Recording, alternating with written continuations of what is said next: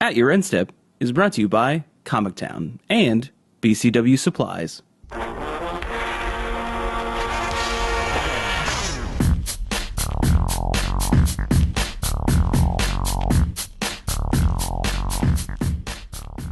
Hello, and welcome to At Your End Step. My name is Morgan, and I'm here with Mike. Hello. And Dave. Hey there. And we have another fun-filled episode, folks, episode for you folks this week. Excuse me. It shows me for messing around with the soundboard before we started.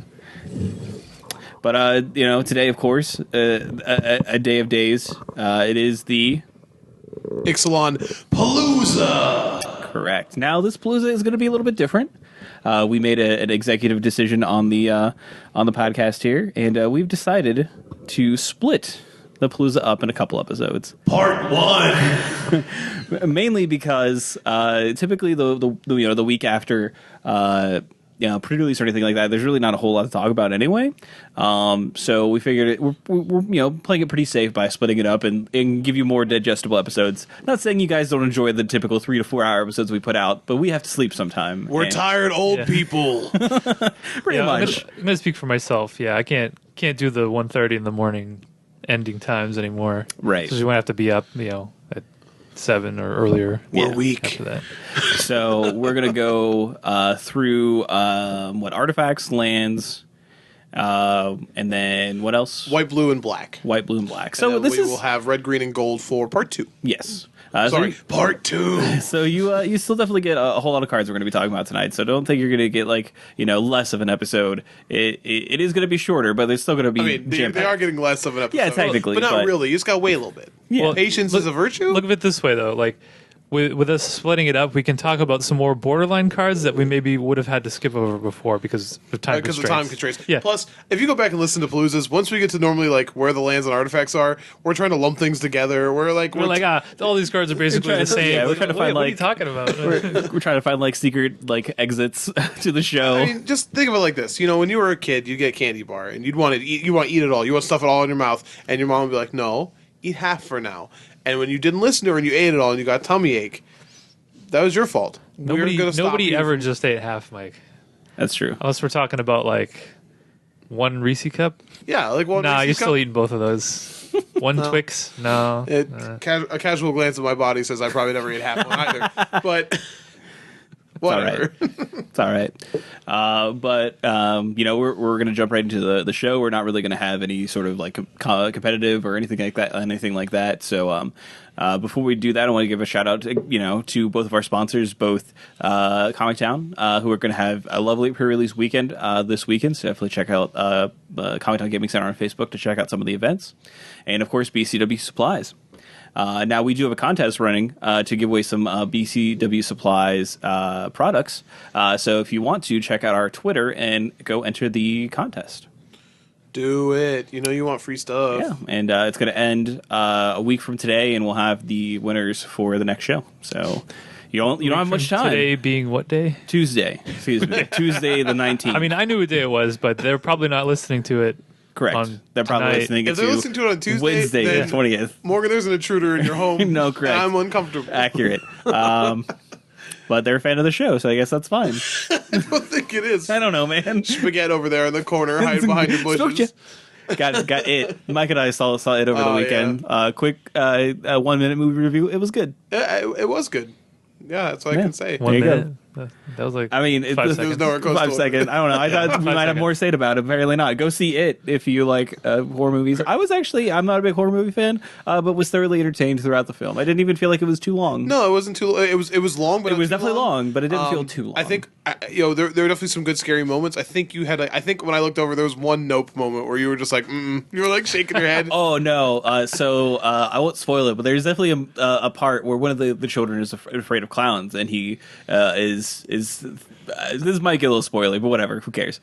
He gets sealed in a room with. It's also something that came out in a miniseries years ago. He gets sealed in a room with the clowns, and when the door closes, there's this goofy clown, and I wasn't scared of it. I just imagined that clown's voice in my head, and it was. It was that. It was like, who?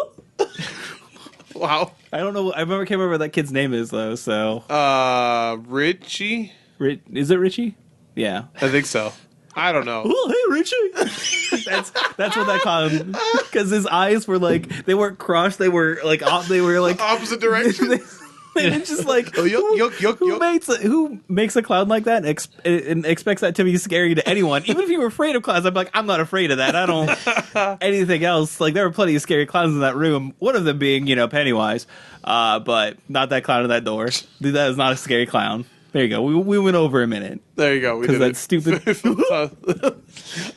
Hey, Richie! I've just been bonded. It's kind of like a Harry Carey mix with a Goofy. Yeah, like a little Mickey Mouse on there for fun. Yeah. Hey, all right. oh boy. But still go see it. It was good.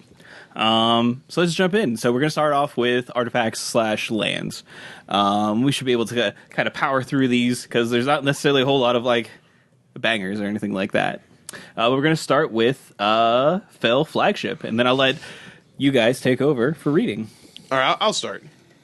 I didn't realize that we were going to be starting on this card. Makes it sound a lot worse. Dave wanted this on here, but I guess I'll take the Fel Fall. Fel Flagship is a 3 generic casting cost artifact vehicle. Room. That says pirates you control get +1/+0. Whenever Fel Flagship deals combat damage to a player, that player discards a card. It has a crew cost of 3 and a power and toughness of 3 and 3. So it's a 3/3 for 3 with crew 3. Yeah. Lots of threes. Illuminati confirmed. I guess you put on here, Dave, because it has synergy with pirates. A lot of our pirates are low to the ground flyers, or they have some sort of evasion, either being actually unblockable or possibly menace. So pumping them is significant.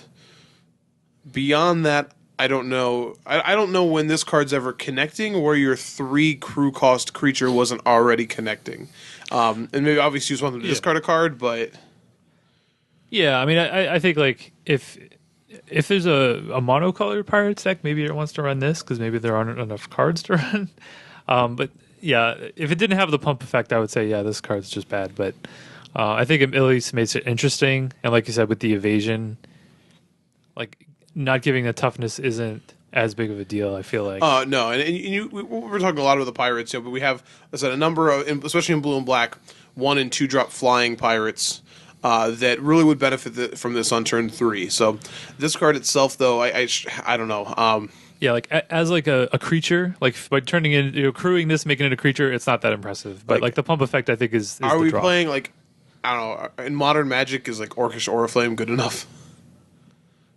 No, but the ability to crew it is nice, but that's not like the reason to play the card. Yeah, I mean, you know the 3/3 is a better body than most pirates, so maybe that is a reason why. I will say the 3 crew cost is a little bit easier when the ship itself pumps. Yeah, right. You can play a 2-drop. Yeah, bigger powers, then it's easier for him to pilot the ship. The ship makes them stronger, so it's easier to pilot. I don't know. So it's flavorfully speaking, I don't get this card, but okay. Yeah, it's almost like you can look at it like it has a crew cost of 2, really, if you're just playing a pirate deck. If you're not, then you're not playing this card. Yeah, so. no, then you're not playing the card. Yeah, so there you go. So yeah, if Pirates is a thing, this will probably be a thing. I do wish this was a pirate vehicle as its creature types, though. I think that would have actually kind of been cool, because then it would have legitimately been a pirate ship. But and it would have pumped itself. It would have pumped itself, which would have been pretty cool. I think would have been flavorful. Yeah, I will say the actual idea of crewing a vehicle is so much more flavorful in this set. Correct. Well, everything can hold a crew, so yes, because they're all ships. Yes, so it's kind of awesome. Yeah, it's very nice, but it could be something, but and if you're really looking, like pretty much all of the vehicles in this set are definitely powered down. So if you were like Mike, yeah, I was like potentially this worried. Is where we get the JIT. Like this is the JIT of ships. No, we're not getting that. No, you're getting a word that rhymes with JIT, but we can't say that on the podcast. Wow, boom, wow, roasted. You mean like a number 1 hit? No, that's not that. Like a crit. Tickle success? No, not a 20. Probably a failure. I do want to say I really enjoy the fact that these ships will, in fact, at some point, because of limited, be crewed by dinosaurs. And now I just picture a dinosaur with a peg leg and a patch. Yeah. And it makes me real happy. It's great. All right. Next up, we have Sentinel Totem. All right, Sentinel Totem. So kind of keeping with the theme of Hour of Devastation, and we'll see a lot of cards in this set of like just good utility cards, or like good sideboard options. So Sentinel Totem is it's a 1-mana artifact. When it enters the battlefield, you scry 1, and then you can tap and exile Sentinel Totem to exile all cards from all graveyards. So it's not quite a Relic of Progenitus. You don't draw the card, but it is free to activate. So you just pay your 1, and you can just have it sit out there. If you want, you could just always threaten an activation. I don't know. It's obviously it's how good it is contextual. How good graveyards are. We've seen a lot of the Godfather's Gift decks do decently well. In the current format, we don't know how that's going to port over to the new standard, but this is just a nice card that any deck could have. I still do think the one from the Amonkhet block is a little bit better in general. Crook of Condemnation. The Crook of Condemnation. Just because being able to target is nice, and there's a lot of something even like Scavenger Grounds, which has seen a fair amount of play. Yeah, it's still a little bit frustrating in a lot of decks because not every deck has a ton of graveyard value like the Godfather's Gift deck does, but most decks, just based on the abilities we have in the format currently, do have some amount of interaction. So this just being sort of a catch-all blow up. The fact that you can pay a mana and don't have to pay anything later is the highlight to this card, but don't think it's ever doing anything outside of standard, sadly, because the Relic just is always going to be better. Yeah, like Tormod's Script, which is 0. Yeah, Relic, which draws your card. Right, so you just have but for standard, it's a fine answer, and the Scry one is at least nice. Yeah, I hate this card a lot. It's fine for standard. Obviously, it's okay, but I hate this design because this design clearly states that Scry 1 is worth 1 generic mana.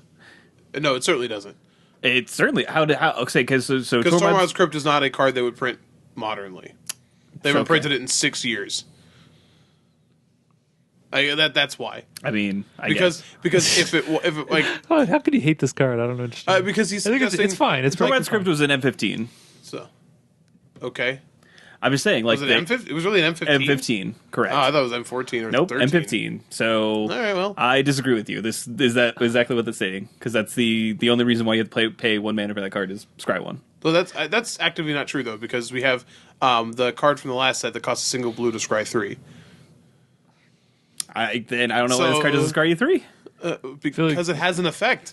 I feel like, but it's also colored mana for that one, so you have to be playing a blue deck. This card is saying that anyone can get Scry 1 for 1 generic mana. Okay, then that's fine. Who cares? Who cares if that's the cost they put on it? I just don't think that Scry 1 is worth 1 generic mana. Well, they do. Well, they design the game. That's what we have. We don't have Tormod's Crypt. We have this card, so we don't have. If we had Tormod's Crypt, this would be really weird playing. Yeah, it's obviously this isn't Relic of Progenitus level, but I think it's fine for standard. Yeah, it's fine. So yeah, it's just fine. But I just think honestly, all of the good graveyard hate is named after a legend from a specific plane. So cool. Thanks, guys. Yeah, but you can make functional reprint. You can make functional reprints of Tormod's Crypt and just not call it Tormod's Crypt. Obviously, it's not hard. Yeah, but they don't want to. They want to do this. Yeah, do this one. I guess, but. I guess I just don't. If you really want to be angry, you should recognize that you're paying a mana for a card that is much, much worse. Because exiling all graveyards is generally much worse. Graveyard, yeah. So Tormod's Crypt is certainly not going to be reprinted. I guess. Anyway, I spent too much time on this. I like that they're making cards like this. Apparently Morgan doesn't. Yeah, now, he doesn't. You can go back to listen to the podcast from the last year where Morgan complains about them not having any graveyard hate, and now talking about how we don't have robust enough graveyard hate. At some point, he's just a curmudgeon. It's no Tormod's Crypt, but I guess I'll take it. We would have killed for this card. Here's the best part: it's no Tormod's Crypt, but Tormod's Crypt has never been a card that anyone was ever excited. Right, nobody ever wants to play it. No one was like, woo! Yeah, and this card is so much worse than it. Even Affinity, the deck that wants to just dump its hand, doesn't even play Tormod's Crypt. I mean, they have, and I've seen it, but generally not. All right, let's talk about another card that Morgan can say is not as good as another card. Oh no! See, I like this card. This card actually. Can we just compare Pithing Needles? You're paying a mana for an actual upside. I don't know that you're paying. I don't think looking at their hand is worth a mana. But see, I don't either. So Sorcerer's Spyglass is too generic for an artifact. As Sorcerer's Spyglass enters the battlefield, look at an opponent's hand, then choose any card name. Activated abilities of sources with the chosen name can't be activated unless they're mana abilities. So this is essentially a Pithing Needle that you get to see their hand first before you name something. The reason yes, there's upside here. Yes, you could see their hand and go, okay, good, I can name the thing they have in hand, which is nice, but 9 times out of 10, you're boarding this card to interact with a specific card, not to cross your fingers and go, ooh, I got lucky on this one. So seeing their hand is very It's nice. I don't know. I don't understand. Like, more information is better than no information. Sure. Like, I understand you're putting it in for a specific card, and that's still fine. But like, you also get to like see their hand and actually have information to go off of for your next plays. The game where you get this duressed when they're on the play and it gets taken from your hand, you'll think, man, I'm really glad I had to pay an extra mana for this card so that I can. They should have just made it cost 1, and then you pay 2 life, so that way you get a Gataxian Probe on top of your Pithing Needle. Yeah. Like, No. this card is fine. We definitely asked for this effect. Like, we were practically begging for this effect in Standard, and I think we would have done a lot of good, especially with cards that got banned. Yeah. So Yeah, I mean, so this is going to be an effective card against Planeswalkers. It's a card that any deck can play as a way to shut down a Planeswalker. I don't know how good that'll end up being, but it's there, right? I think it's very interesting the way that they worded. It doesn't have the Phyrexian Revoker text, which Revoker says non-land card. This you can name lands, though it only shuts off the non-mana abilities. Yeah, so I think that's very important with some of the legendary lands. Exactly. Right. So this may be a way to kind of shut down some of those. Though we all have some other options that we'll talk about as well. And I think there's also, like, just looking back at even like Kaladesh, which still has a lot of cards that are just like they scream combo and have already seen play as combos. Yeah. Aetherflux Reservoir comes to mind. Just having a card like this, you can decide, okay, this is a generic sideboard card that can slot in against a couple of different strategies I'm weak to. The fact that you can name something even like Heart of Kirin is pretty good. So I think like when we were discussing, what was wrong with Standard for so long, and we were talking about some of the types of cards that were missing. I think like consistently what came up, not only just with us, but I think I've seen in conversations on like Twitter and things like that, are Pithing Needle and Duress. Yeah. Like 2 cards that were missing. I mean, well, this is kind of a Pithing Needle, and we got actual Duress in the set. So Yeah. I guess ask and you shall receive. we didn't ask nicely though. So yeah, it's like your chest and this yell format's real loud. unplayable unless we have these. All right. Next up, technically, we have these a little bit out of order, but it's Thematic Compass is technically next. Yeah. Trying to get to that. Okay, there we go. It's not in the artifact section. No, it's spoiler. double-face in the card, double so. face card. So this is our first double face card. Thematic Compass is a 2-mana artifact. Pay 3 and tap. Search your library for a basic land card. Reveal it. Put it into your hand. Then shuffle your library. Then also has at the beginning of your end step, if you control 7 or more lands, transform Thematic Compass, and it transforms into a land called Spires of Orazca. Sure. Taps for colorless. You can also tap to untap target attacking creature an opponent controls and remove it from combat. So it's kind of a what was that card? Kite something? The one that searched for lands? Journeyman's Kite, Journeyman's Kite? Yeah. something like that. So it's that stapled together with a Maze of Ith. I hope that's how the playtesting cards look. This Yeah. table to Maze of Ith. Yeah. I think this card's pretty sweet. I mean, this is one of the early cards or one of the first like double face cards that got spoiled in the set, and I like it. I mean, it's pretty slow, obviously. It doesn't trigger unless you have 7 or more lands. But I think think of a card like the Flip Nissa. Everybody kind of thought was like, oh man, 70 lands is a lot, but you do get in those board states where you're going to get 7 lands. So And Maze of Ith, like the effect on the backside of this card is no joke. Right. It is very powerful, especially in the right deck. I think you'll see that there will be a lot of singular large threats. I mean, if you think of things like Hazaret or Glorybringer, things like that, though untapping a Glorybringer might not be the best thing. Well, They still get the you're probably playing this in a control shell. Blue-white control, like the Approach of the Second Sun or Second Dawn. No, approach the second sun. Okay, I don't Yeah. know. I get all Suns Dawn, and Mirrodin had all the suns, and I don't know. And Luke's on there with 2 suns and Tatooine, and but like that deck actively doesn't want to cast spells on its turn. So if you don't play anything to its counter magic, then it just goes, yeah, I'll search for a land, and then Yeah. eventually gets this. I want to point something interesting on this card compared to the other flip cards. Most, and I don't want to say all, but I have to look. But I think all of the other ones. Okay, no. Treasure Map does too. Treasure Map and Thematic Compass don't say you may. Yeah, I The think rest it's of them interesting. Some of do. them, yeah, some of them have May, and some of them. I think that's kind of interesting because you would think that like the front side of Compass is like innocuous enough, but it's one of those things like especially in like control mirrors where you actively might want to keep the front side of this card, in those matches, and they're not letting you. Right. So I think it's I don't know, at least interesting. Right. And then now that I think of it, the actual card Maze of Ith, you can target your own creatures and remove them from combat, Right. untap it. And I wonder if that was one of the things where they made this card, the land side of it only targets your opponent's creatures. So you can't like if you have your own Glorybringer, you can't like attack, exert, untap, block. Yeah. Oh yeah, because that was the old thing with Maze of Ith too, is you would do that like after combat damage was dealt, and then you would Right. tap your guy, Right. and you're like, haha, vigilance. So And then next up is Treasure Map. yeah, Treasure Map is actually the first flip card we saw, which Yeah. is too generic for an artifact. It says pay 1, tap it to scry 1, then put a landmark counter on Treasure Map. Then if there are 3 or more landmark counters on it, remove those counters, transform Treasure Map, and create 3 colorless treasure artifact tokens with, and we know what treasure are. The flip side is Treasure Cove. And it is obviously a land that taps for a generic, or it says tap, sacrifice a treasure, draw a card. This card, I think, is pretty cool. When we first talked about this a little bit, I talked about how, like, one, obviously, you're just having a land that you just lets you draw cards. $100 Horizon Canopy, say hello. That effect is pretty powerful. But more than that, this is a pretty interesting ramp spell that is colorless. You play it on 2, and yes, it takes 3 turns, but the turn that it flips, like if you do this at the end of turn, you get to untap with 4 more mana sources than you did the turn before. So we haven't really seen we obviously are losing Ulamog, and we don't have anything like the Eldrazi Titans to ramp into, so I don't know what that looks like right now. But being able to play an artifact that essentially is 4 mana for a turn is, I think, worth looking into. Let alone the fact that the land itself is good if you have any other treasure synergies. Is there any reason to want to not have lands as your ramp?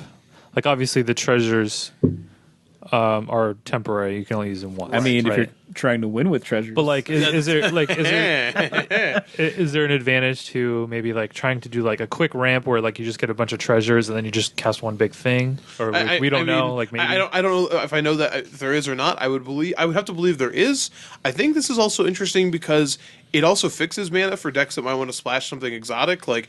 If you wanted to splash a Nicol Bolas, for example, in a deck that can't support it, this card actively lets you cast it by itself. It's 4 mana and 3 different colors of mana when you flip it. I'm not saying that's the best strategy, but it is interesting. this card's really cute with Winding Constrictor, just in case you're wondering. Wow. does that work? Yep, it says creatures or artifacts you control. Interesting. So it gets So it 2 just counters. cuts a turn off. It takes a turn off the flip. Hey, Remove those Or if you have turns. 2 and 2 snakes and you bring this down and immediately flips. Hot snake treasure. Snake Treasure. Yeah, still love the art, by the way, on Treasure Cove. Oh, by the way, there is also another fun thing you could do with this card. See, there's a card in Standard that says whenever you would create tokens, double the amount of tokens you make. So you could also, because this takes 3 turns to activate, so you take a turn off when you cast your Anointed Procession, and then you flip it, and you get 6 treasures. That's a lot And of then treasure. you only need 10 for that Black Enchantment where you win the Certainly game. do. So you're pretty close. Just saying. Cool. So artifacts in general, what do we want to say about them in the set? They're some of them are really fun. I think they use the artifact slot very flavorfully for this. and Like, I think it pirate makes- ships, right? Treasure yeah, maps. It obviously makes sense for like the kind of set they're going for. So I think flavorfully speaking, they're good, but there are a few of them that will see play as well. So, and the good news is that a lot of them, probably won't be very expensive. So, Can't believe you guys didn't want to talk about the Galleon. no. 210. Great, good. Big old butt. Art's great. Art's fantastic. The land on the backside is also someone okay with that. That crew cost 4 though. I do not know what deck is doing this. Nope, not at all. Yeah, no. Also, just the four mana cost. Yeah, I probably don't not know gonna- what deck's doing this, but when it happens, it will be sweet. Yeah, more power to them. And we've been wrong here about card evaluation before. I'm not afraid to be wrong again. If I'm wrong about a 210 pirate ship, Yeah, I'm feeling all right. I think we'll be okay. Everyone strikes out. Hey, you can play it with the Pathmaker Initiate, and it's unblockable. So you did it. What does it matter? It has 10 toughness. But you have to connect. You have to hit a player with it, right? I think it's just when after it attacks. It's just when it attacks. Oh, when it attacks. Okay, never mind then. All right. Should we actually talk about this? No, I literally don't care. What about Primal Amulet? Meh. That one. A forking, okay, like flipping the land and forking a thing, but it also costs 4 mana. Like you're taking your turn 4 off to cast that and do nothing else. But it's cool. No doubt. I don't think it's good enough. No doubt, it is cool. Is Magic a game where you just want to cast something so you can smile at your opponent because you did it? No, you cast this and then you die to a hazard.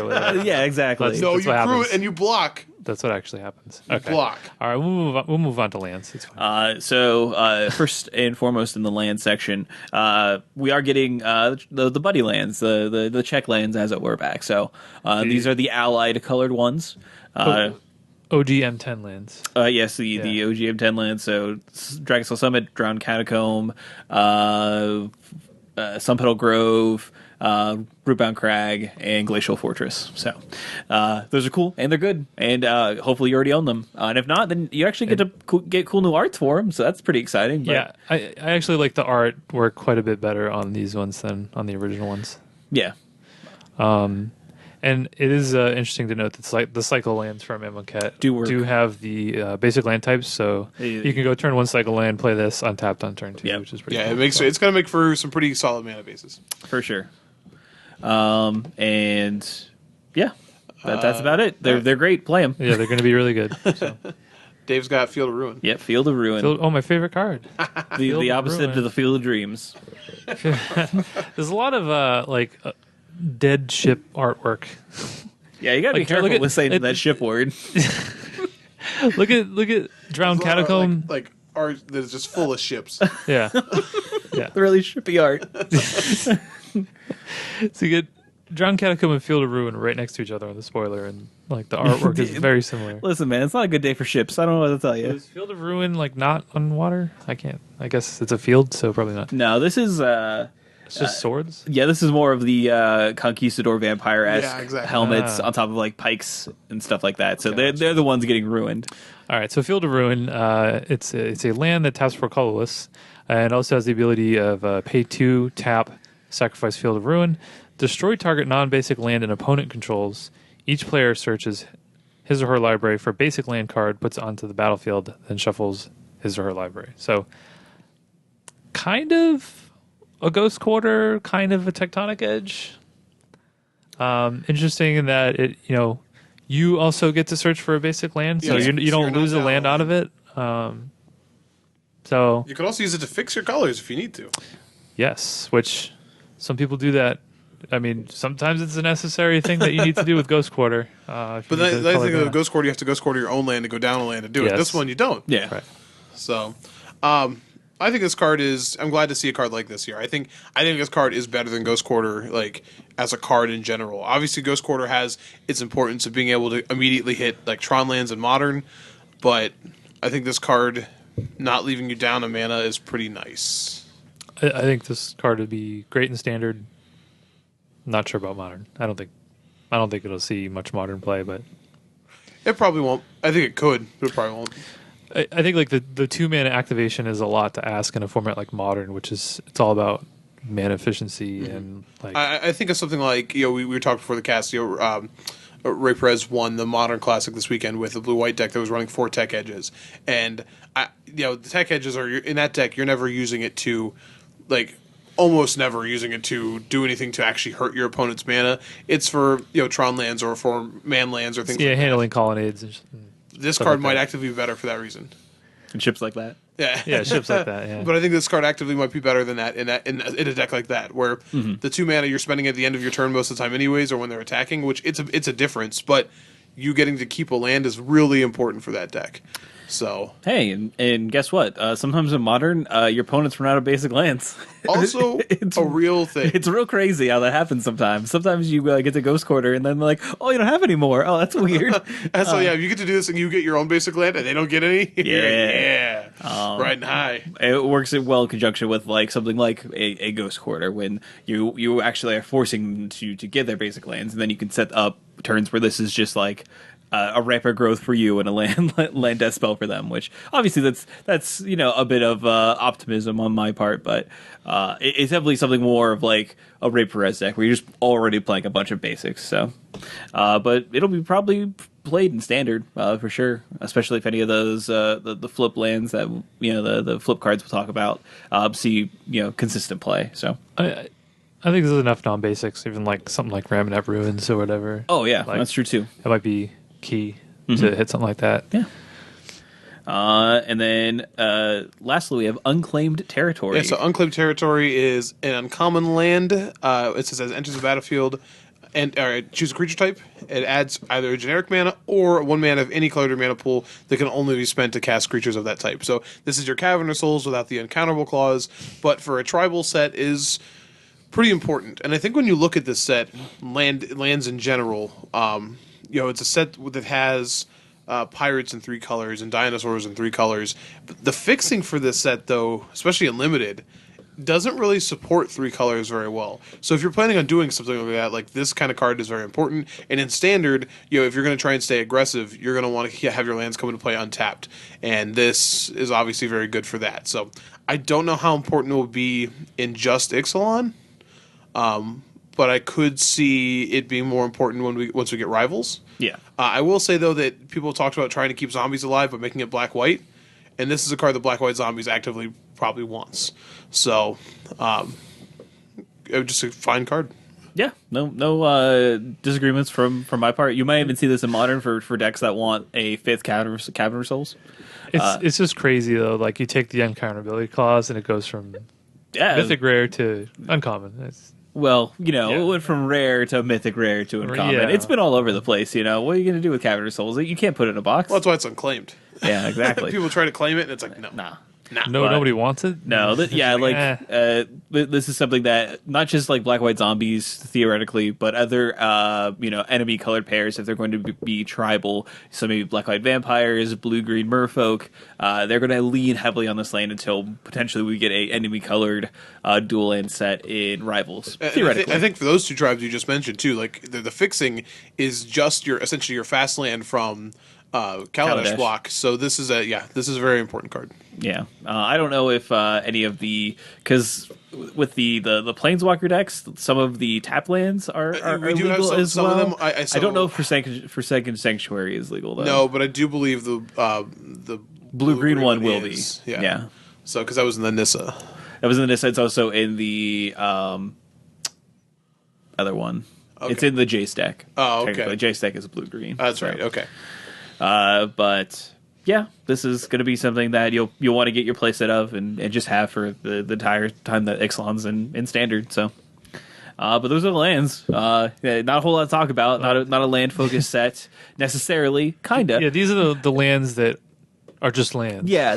The land focus is more of the backside of cards, lands technically. So yeah, we'll talk about those as they appear. But I'm really happy to see the Buddy lands back. Those lands are so good. Just because I own all of them. I own all of them, obviously. But they're like there are certain cards that you always feel like should just be evergreen in Magic, and those Buddy lands are close. Like they always just feel like they should be legal, and that's mainly because they were legal for so long. That's true. But they're just good. Hoping we get the second half of them in Rivals. Yes, getting the enemy check lanes is important because they've never been reprinted outside of Innistrad, except for like the black-white one because I think it was in the dual decks. Yeah. So we call not the them, dual decks, but the modern deck. Are we calling them Buddy lands, check lands, or Whatever. I think those are cares? check lands, aren't they? Check lands, yeah.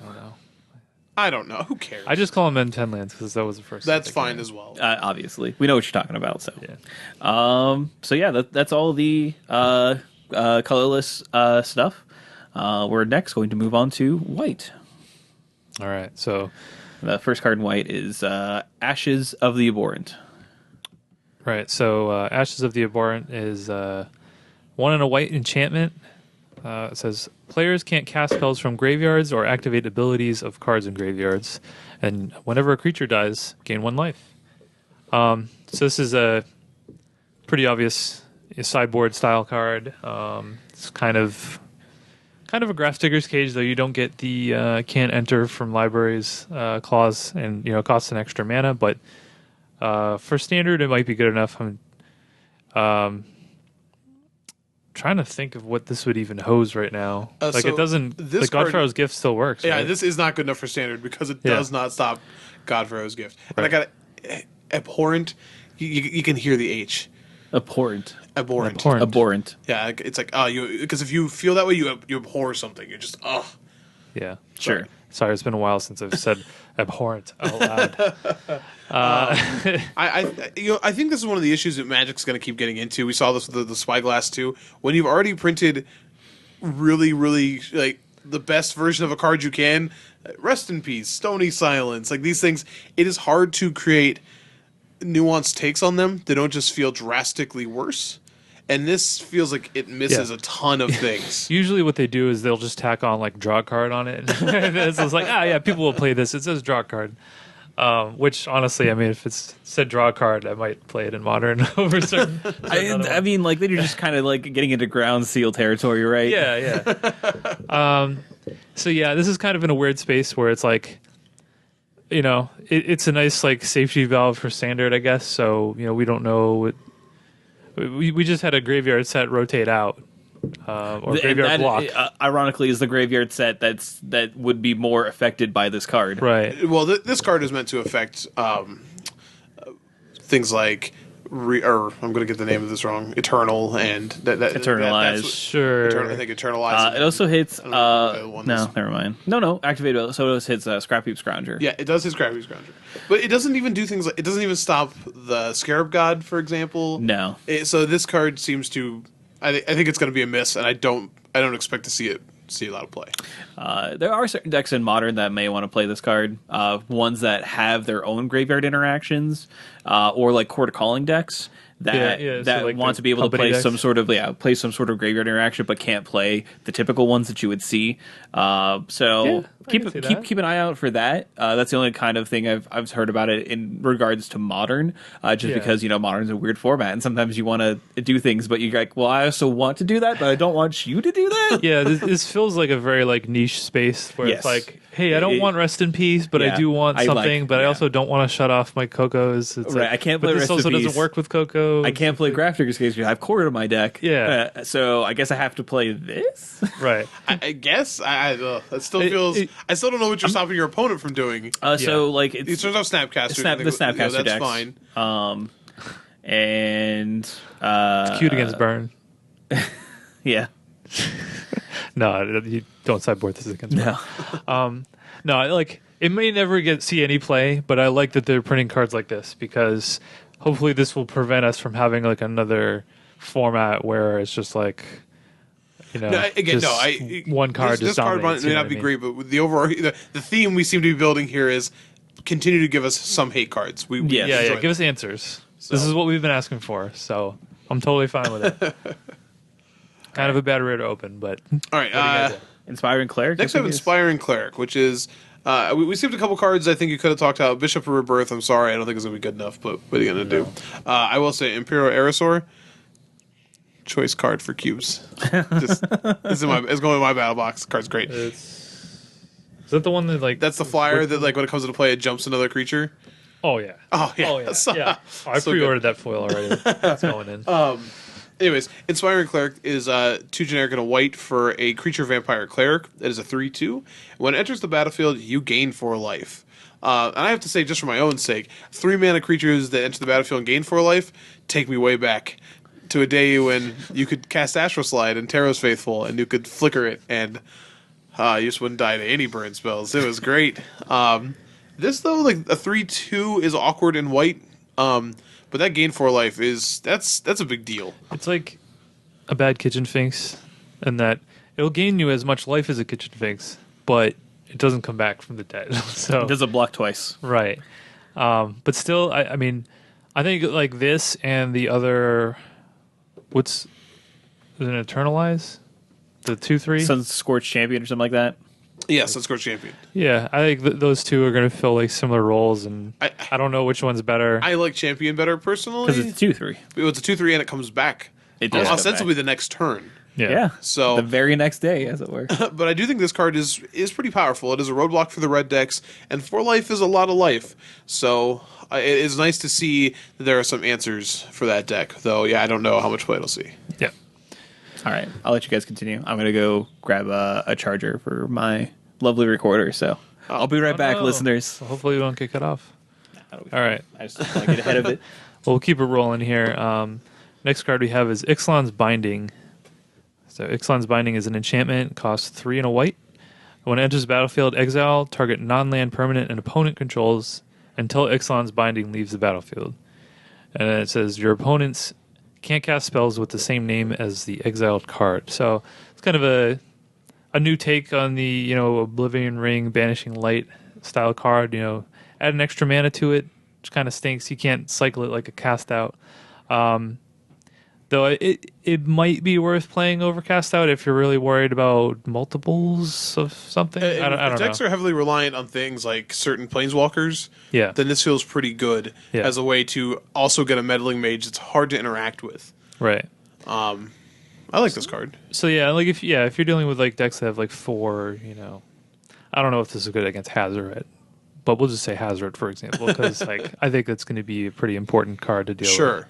Or even like Scarab God or something like The that. Scarab God is another good one. I think something like Chandra that Yeah. is getting a ton of play, or even Glorybringer. Right. This is fine. Now, 4 mana sorcery speed answers, not. Yeah, it's not the most efficient, but it does provide like an interesting effect that you might want. Yes. Now, I think like probably 90% of the time, cast out's gonna be better, just because having that flexibility and having the having flash. flash, yeah. The flash and the flexibility to be able to cycle it is really good. But I mean, this is a cool card. I don't know if it'll end up seeing play, but it's one that like just it's good to know about. Yeah, I think I just quickly I want to mention it's also one of the story cards, and this is sort of the entire crux of the Ixalan story. You have all these different sort of competing factions who are looking for this Maltese Falcon, if you will, this MacGuffin, this artifact in a lost city that may break the binding, but Planeswalkers can't leave. So if you see that little thing above Jace's head in the art, Jace tries to Planeswalk away and gets thrown back into the dirt. And we know that Vraska's on this plane. There's another Minotaur Planeswalker that has been Angrath, I think is his name. Angrath or something Angrath like that. or something like that. I'm back, and then, by the way. And then Huatley, which I hope I am saying. I think Huatley, that's sorry, right. yeah, Okay. Huatley. She planeswalks during a moment of tumult and is thrown back. She sees Kaladesh and then gets thrown back into the dirt, and she thinks she saw the lost city of gold because she saw Kaladesh, which is actually kind of cool that she was like, oh, what's this? And Ixalan's like, So whatever's pulling them back is kind of cool. But that little circle with the little like glyph or whatever, it does appear above them in the lore. Like they see it above them, they do not know why it's there, and they can't leave the plane. So the flavor is kind of nifty. Cool. That was like an impromptu story corner with Mike. Yeah, there you go. You know. I try to work them in. And this card is forever named. Did anyone make the Hotel California joke yet? No, you did it the first time. No, it's still this is Hotel California. The next one we have is Kinjali's Sunwing, aka Pterodactyl, or Sauron. Can we call him Sauron? yeah, sure. Oh man, Sauron had I remember him from the cartoon for the X-Men. He had Yeah. the worst voice because Not- Oh no, it was bad. It was bad. X-Men. Yeah. Not It was- not Sauron from Lord of the Rings. No, No. Sauron, Sauron the was villain from the villain from the X-Men Yeah, who was yeah. in the Savage Lands and had like Savage a loincloth Lands, yeah. for some reason because To hide a shame, man. oh man. So it was just a generic or 2 generic and a white for a 2/3 flying dinosaur. Creatures your opponents control enter the battlefield tapped. So this is sort of the next version of our imposing sovereign or Thalia sort of take. But it being a 2/3 flyer is pretty relevant because it definitely is going to still be able to connect. Thalia had first strike, which allowed it to connect. And that ability we've already seen is sort of no joke, especially if you're an aggressive or even tempo slanted deck.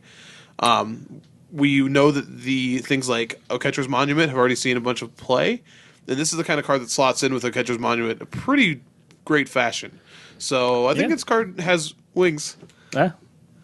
You did it. I mean, I think like slowing down. I mean, the red deck has so many haste creatures as well. Oh, absolutely. You know, Glorybringer, Hazoret, On Crop Crasher, Kenra. Earthshaker, Kenra. Yeah, yeah. I mean, it just slows all of them down by a turn. So, I mean, that could be good. And I think if there is a competitive dinosaur deck, you're going to want a good amount of kind of earlier, like not just giant guys. You know what I mean? Like there's a 3-mana 2/3, which is okay.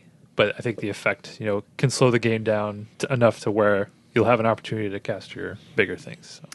And you already you brought up Aketra's Monument, but it kind of goes well with another card that it's not on the list, but the Legion Conquistador, the Squadron Hawk-esque card.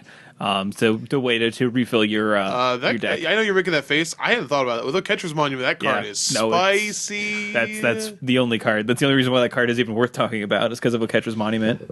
So it's definitely worse than like Squadron Hawk, and then obviously. You cast your Dust Dawn, and you can get back your Sunwings and your Conquistadors. Yep. So if you don't know what we're talking about, it's a 3-mana 2/2. It's a Gray Ogre, but it can find other copies of itself in your deck, much like Squadron Hawk could. Could you? We've already seen it in Modern. Squadron Hawk with Oketra's Monument is a deck.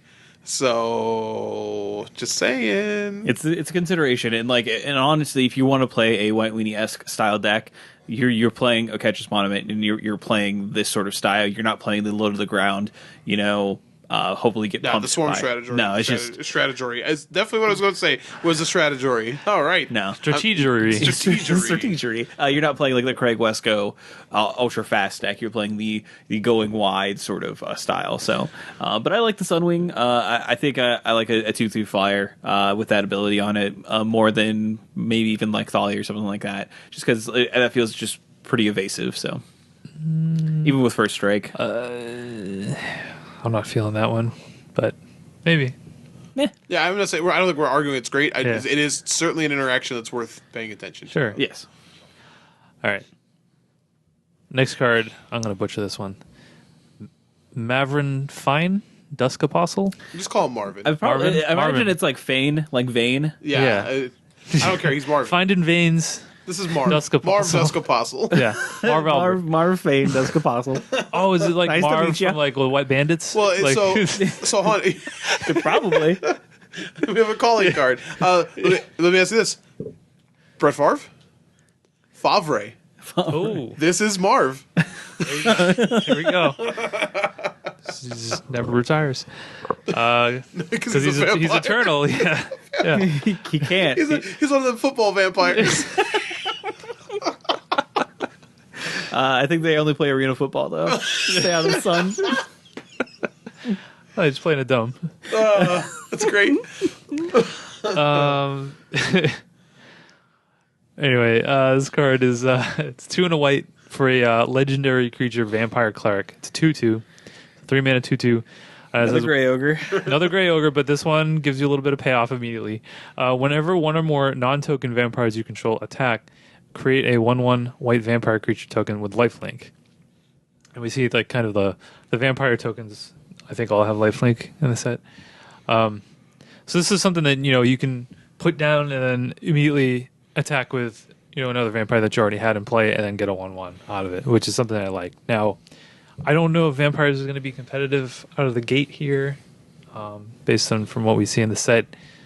I don't think there's a ton of payoffs for it, but if there is a competitive Vampire deck, like this one could be involved. And I really feel like the white vampires definitely have a stronger shot just because of like the interactions that we've talked about with Oketra's Monument. So I think we are missing sort of, like you said, a payoff card, even something like an intangible virtue effect or something like this is what we're missing. I don't. They can't print intangible. Well, I mean, just like a Honor of the Pure, so something that these decks with these tokens historically have gotten to make them viable. Yeah, I'm not saying I want it. I'm just saying that's what it's that'd missing. be real scary. They're vampires. We're not supposed to be like, hey, buddy, it's Yeah, but Marv. I mean, you can't. Honor the Pure, man. That seems real good in this format with something like Oketra's Monument. Yeah, you're not wrong. It seems real scary. It seems like something I don't necessarily want to happen. I'd rather have Intangible Virtue over that because at the very least, like you're only your tokens. Yeah. So, but not Vigilance. Don't give it Vigilance. They already have Vigilance. Yeah, that's what the Warriors do. This is true. But this card is almost there. It's close, and if what we're kind of surmising is that the vampires and potentially the merfolk seem a little lackluster, mainly because they are enemies. So you're even your mana bases. You're kind of starting off with a stumble in that facet. So it could be that these tribes get more support in rivals. We'll kind of just have to wait and see. But that's going to be my theory. But I like this card because I like tokens. So. And again, you kind of can get it right away, which is really, really nice. You don't have to wait for it necessarily. So it's a card to keep your eye on. So and the next up we have Settle the Wreckage. You want to talk about Sanguine Sacrament? No, thank you. I was gonna say the art on Ritual of Rejuvenation is pretty sweet. I don't know if you've seen like the blown up artwork of that, but it's kind of crazy. Yeah, that guy definitely has a slash throat. Like, oh, nice. Definitely is just like apparently being converted to a vampire. I don't know. Nothing is more sacred than the gift Either of that blood. or. All right, so let's talk about Settle the Wreckage, which is honestly looks a lot like Field of Ruin. Now that you mention these arts, Yeah. This is true generic white for an instant.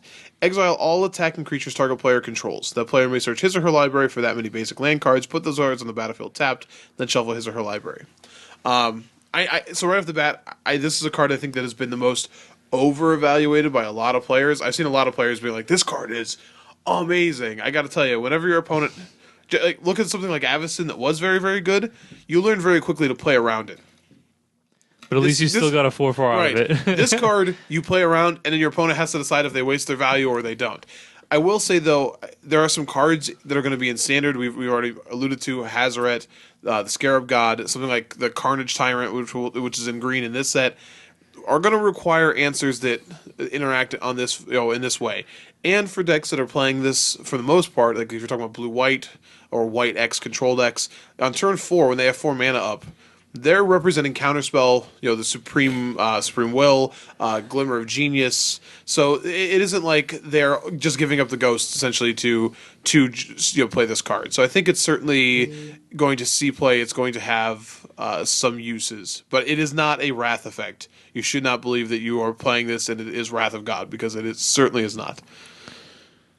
Yeah, I'm not real high on this card. I think like if it sees any amount of play, like good players going to be able to sniff it out. Though like maybe it's worth playing one to kind of like juke your opponent, like they see it one time, but then for the rest of the match they're going to be kind of cautious on how they attack. So maybe that's worth some amount of value. Yeah, but to get them to not attack with everything. Yeah, but this card is also begging to get spell pierced. I will say that this card is begging to get spell pierced. Yeah, yeah. No, I don't think it's great, but like I said, there may be some scenarios where it's necessary. And just have cards that are going to be hard to deal with that this card can hopefully deal with. So yeah. Hey, Morgan, did you see Shining Aerosaur? I did. You asked if they could bring Wingmate Dinosaur? There it is. So close. There it is. There's literally one half of it. Sad. I wish. Maybe in the next set. Probably not. Wingmate Rock's really good. Yeah. A really good Magic card. All right. Slash of Talons is apparently a card that we're going to talk about. This is Slash of Talons is a white for an instant and deals 2 damage to target attacking or blocking creature. So it's like White Shock. It is close to White Shock. Kinda. And I think I know this card doesn't seem super exciting, but 1 mana instant interaction for white, especially when we're talking about how good mono red is and how this card kills almost every creature that isn't a Hazaret in that deck. It's interesting. It's worth looking at. Those decks are losing things like Blessed Alliance, which obviously this isn't Blessed Alliance, but again, 1 mana interaction is at a premium. So I think this is something that you should keep it. Put in your back pocket, keep in your mind. Yeah, if the mono red really does become a menace, we do have this card that we can look to potentially kind of counteract that in sideboards, which is helpful. But yeah, that's kind of where I would look at it as well. Important to know about. It's crazy how you can look at this card and look at what the 3 damage one that kind of does the same thing, and like how one can be like wildly unplayable in standard, but this is like 1 mana, just it makes a card worth taking a second look at. Absolutely. Also, you could replace the art of this card with the art of Dr. Grant taking the raptor claw and rubbing it across the kid's belly. Yeah. Slash it here. Here. Man, it seems like a lot more than 2 damage, but Well, humans are 1/1s, right? Like, so 1/1s or 2/2s typically. So yeah. Actually, we're going to talk about those as a 1/3. So oh well, fine. It take a couple slashes and be all so right. this is the Tocatli Honor Guard. Yes. A generic and a white for a 1/3 human soldier. Creatures entering the battlefield don't cause abilities to trigger. What up, Torpor Orb? So this is an interesting one. A 1/3 for 3 is certainly nothing to write home about. But when we talk about white getting these tax style of cards, this is a pretty spicy one that turns off a lot of stuff. In standard specifically, try to think of cards right now that it affects. If you look in the red deck, you do lose Earthshaker Kenra no longer does anything. Yeah, but it doesn't turn off like Glorybringer. No, like any of the so exert any of the creatures. exert cards it certainly doesn't interact with, which is awkward, and probably means it's not going to do what we want it to do. Yeah, this is like one of the cards that I think is actually better suited to modern. Though even there, I'm not sure because like the decks that would want to play this are the decks that also want to play like a million ETB creatures. Right. But maybe in like a taxes style deck, like I shut off my Flickerous, but I turn off your whole deck. Sure. In that certain matchup. Yeah, so. it's awkward in those decks too because they also play like Tidehollow Sculler. Yeah. I mean, they might have to retool a little bit. Like if we're talking about like mono white, death and taxes type deals. I mean, it turns off things like Thought-Knot Seer and stuff like that. So Yeah. There's cool. a Thought-Knot Seer and Drowner of Hope in that Yeah. for Eldrazi. So because they printed this card, they are safe to unban Splinter Twin. Splinter Twin? Oh yeah, absolutely. Okay, yeah, good. Let's do it. I still have my he dies a Splinter lightning bolt, but who cares? I know. I don't think that's how it works. Yeah, it's a card that if there are things like, I mean, hey, there's a card we're just about to talk about that has a pretty powerful ETB effect, which is Awakening Sun's Avatar. Big boy. He's real Awakening big. Sun's Avatar. It's a 5 white, so it's 8 mana. Dinosaur Avatar, 7/7, mythic rare. When it enters the battlefield, if you cast it from your hand, destroy all non-dinosaur creatures. Weird how they put that cast from your hand clause in there. Very Thanks, important. Ulamog. Yeah, thanks, Ulamog. No. So, what's funny is I watched all of that show Avatar, and I didn't even know they had dinosaurs in that. I didn't know about any of these Sun's avatars, so Yeah, that's weird. They just talked about like that one guy. Yeah. He had like a big dog thing. yeah, it wasn't a dinosaur. It wasn't a dinosaur though. So that was weird. Dave does not know. I don't know what you're talking about. Yeah, I don't know. It's a lot of mana. It is a lot of mana. Now there are plenty of things in the set that help you get mana and decrease the cost of dinosaurs. Yeah.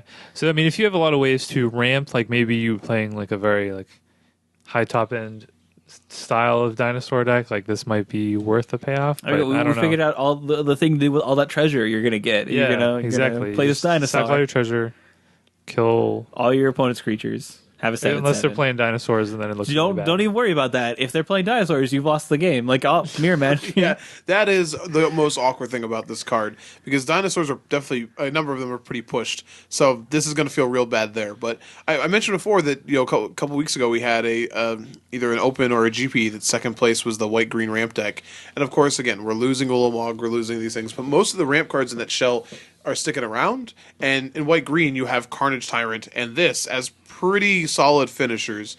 So I can certainly see this being not just in a traditional dinosaur deck, but being used as the big finisher in a ramp deck because it clears the board. Yeah, for sure. All right, and that's white. White seemed to be a little bit lacking, and I think that's because a lot of the cards, a lot of like the good vampires and stuff like that, we probably won't see until Rivals. And I think like that's just the case. I think there are certainly cards that are important to see printed and everything like that, but I think white kind of gets the short shrift in this particular set. So yeah, standard wise, white's in a weird thing. It's in a weird spot because you get vampires, which aren't that impressive in this set. And then you have like a little piece of dinosaurs, because they're Naya colors. But like, I feel like all the best dinosaurs are red and green. Little bit of dinosaur. I love pizza dinosaurs. No, I agree with you. I think we talked about two actually playable dinosaurs: the Sunwing and the Awakening Sun's Avatar. So we did miss a white card. Oh, was that? Legion Landing. Yeah. So Legion Landing yeah, is 'cause, the yeah, is it's a a flip spoiler. card. Yeah, And let's we'll go back to that. we'll That's pull a it up good here card. real quick. Legion's Landing. I'll just read it for. Is a legendary enchantment for 1 white. It says when it enters the battlefield, create a 1/1 white vampire with lifelink, and then when you attack with 3 or more creatures, transform Legion's Landing, and it turns into Adanto, the first fort. And it is a legendary land. You can tap it for a white mana, or you can pay 2 generic and a white and tap it and create a 1/1 vampire token. Also has lifelink. All the vampire tokens have lifelink in the set.